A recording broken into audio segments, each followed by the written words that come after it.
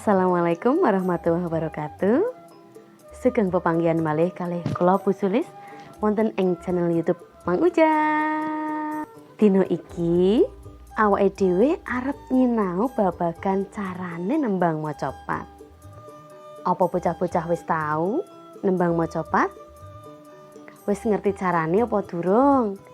Yen durung, ayo sinau bebarengan. Carane nembang maca pat iku kudu nggatekake 5 perkara.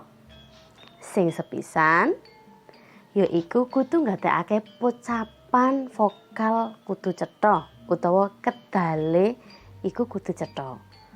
Tuladhane yen ana ing basa Jawa iku ana pocapan to, do, a utawa o lan sak piturute.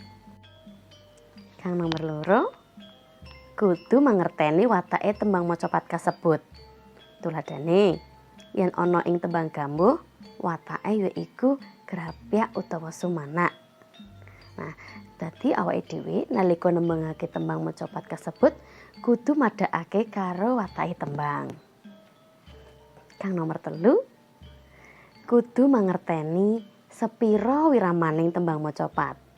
Tegese nalika awake dhewe arep nembang, awake dhewe kudu ngerti nada dasare sepira. Dadi ora oleh kecendheken utawa kedhuwuran. Kang nomor 4, kudu mangerteni tegese tetembungan ing tembang. Kanthi mangerteni tegese, awake dhewe bisa nembangake kanthi becik. Kang pungkasan utawa nomor 5 yaiku kudu mangerteni larase tembang. Tembang iku nganggo laras pelok utawa laras slendro. Carane mangerteni laras apa kang digunakake ana ing tembang maca pat kasebut kanthi cara nitiki angka utawa notasi kang digunakake. Menawa tembang maca pat kasebut migunakake laras pelok, notasi utawa angka kang digunakake yaiku angka 1, 2, 3, 4, 5, 6 lan 7. Dadi kabeh angkane digunakake kanggo notasi.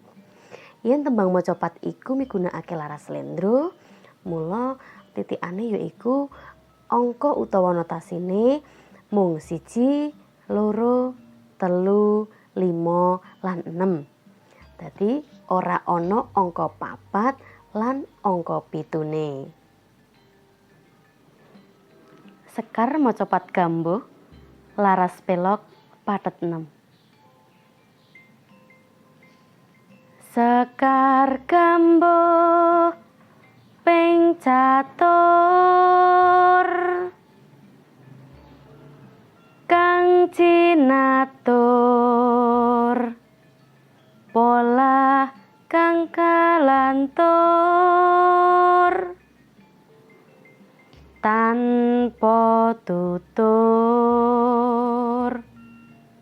katula-tula katali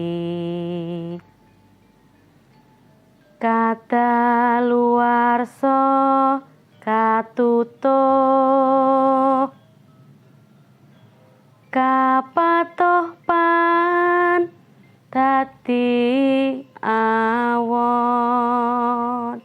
Nah, iku mau tuladhane nembang maca pat gambuh. Kepriye? Apa bocah-bocah bisa? Gampang toh? Nah, yen video iki pancen mumpangati, aja lali like, komen, lan subscribe ya. Di-share uga lho ya, supaya mumpangate bisa dirasakake marang wong liya. Tuladha nembang maca pat gambuh mau mungkasi pepanggihane awake dhewe ana ing dina iki. Matur nuwun sanget. Sugeng pepanggihan malih wonten ing sanes wekdal. Assalamualaikum warahmatullahi wabarakatuh.